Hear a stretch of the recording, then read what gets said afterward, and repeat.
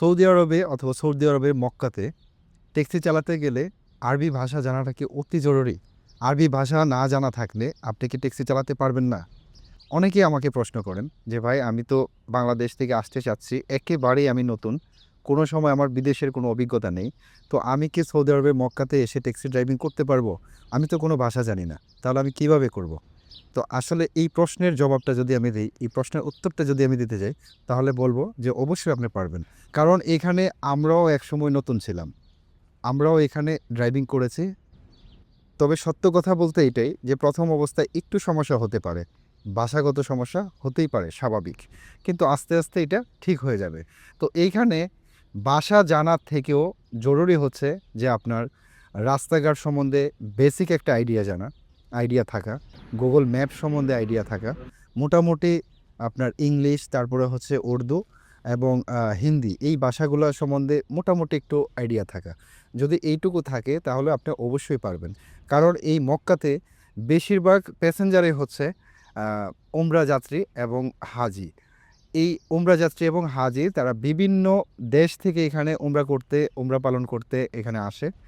তো যেমন Asia, Africa, Australia, Europe, America বিভিন্ন জায়গা থেকে আসে। তো তারা সবাই কিন্তু আরবি জানে না।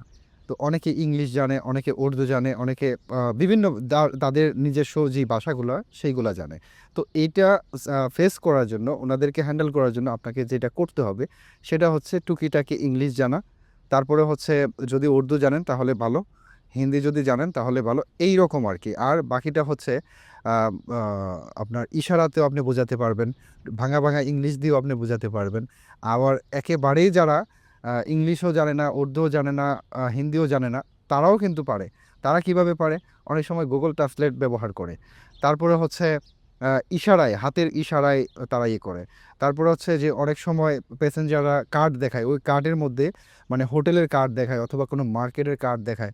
ওই কার্ডের মধ্যে বারকোড দেওয়া থাকে। ওই বারকোড স্ক্যান করে লোকেশন অনুযায়ী আপনি যেতে পারবেন। তো এইখানে আমি যদি বলতে যাই তাহলে হচ্ছে যে আপনার কনফিডেন্ট লেভেলটা অনেক হাই থাকতে হবে। আপনার যদি সঠিক কনফিডেন্ট থাকে, ভালো কনফিডেন্ট থাকে এবং আপনার রাস্তাঘাট সম্বন্ধে একটা বেসিক আইডিয়া থাকে, ট্রাফিক রুলসগুলো আপনি জানেন, তাহলে অবশ্যই আপনি এখানে ভালো কাজ করতে পারবেন। আর আরবি জানাটা জরুরি হচ্ছে ওই সময় যখন হচ্ছে বিভিন্ন সময় দেখা গেছে যে চেকপোস্টের মধ্যে পুলিশের সাথে কথা বলতে গেলে টুকিটাকি কিছু বেসিক আরবি জানা অতি জরুরি। সেই বেসিক আরবিগুলো আপনাকে জানতে হলে সর্বোচ্চ ২ থেকে ৩ দিন বা সর্বোচ্চ ১ সপ্তাহের মধ্যে আপনি কন্ট্রোল করে নিতে পারবেন।